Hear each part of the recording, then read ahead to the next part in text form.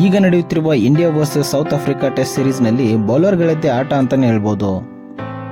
ಈ test match start ಆದ ಮೊದಲನೇ ದಿನವೇ 23 ವಿಕೆಟ್ಗಳು ಬಿದ್ದು ಟೆಸ್ಟ್ ಕ್ರಿಕೆಟ್ ಇತಿಹಾಸದಲ್ಲಿ ಒಂದು ಕಳಪೆ ಪ್ರದರ್ಶನವನ್ನು ನಿರ್ಮಾಣ ಮಾಡಿತು. ಈ ನಡುವೆ ಸೌತ್ ಆಫ್ರಿಕಾ ತಂಡದ ನಾಯಕ ಡೀನ್ ಎಲ್ಗಾರ್ ಔಟ್ ಆದ ಸಂದರ್ಭದಲ್ಲಿ ನಡೆದ ಘಟನೆಯಿಂದ ನಮ್ಮ ವಿರಾಟ್ ಕೊಹ್ಲಿ ಅವರು ಫ್ಯಾನ್ಸ್ಗಳ ಮನಸ್ಸನ್ನು ಗೆದ್ದಿದ್ದಾರೆ. ಎಲ್ಗಾರ್ ಅವರು ಔಟ್ ಆದ ವೇಳೆ ಬೌಲರ್ ಮುಖೇಶ್ ಕುಮಾರ್ ಅವರು ಸೆಲೆಬ್ರೇಷನ್ನಲ್ಲಿ ತೊಡಗುತ್ತಾರೆ. ಈ ವೇಳೆ ಕ್ಯಾಚ್ ಪಡೆದ ವಿರಾಟ್ ಕೊಹ್ಲಿ ಅವರು ಸೆಲೆಬ್ರೇಷನ್ ಅನ್ನು ಮಾಡುವುದಿಲ್ಲ.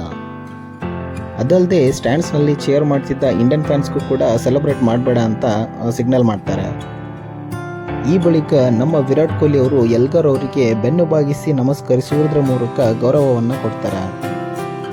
ಯಾಕೆಂದರೆ ಇದು ಎಲ್ಗಾರ್ ಅವರ ಕರಿಯರ್ನ ಒಂದು ಲಾಸ್ಟ್ ಟೆಸ್ಟ್ ಮ್ಯಾಚ್ ಆಗಿರುತ್ತದೆ.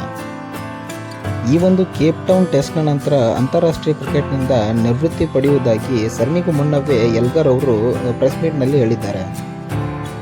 ಈ ಒಂದು ಟೆಸ್ಟ್ ಮ್ಯಾಚ್ನಲ್ಲಿ ನಮ್ಮ ವಿರಾಟ್ ಕೊಹ್ಲಿ ಅವರು ಉತ್ತಮವಾದ ಪ್ರದರ್ಶನವನ್ನು ನೀಡ್ತಿದ್ದಾರೆ.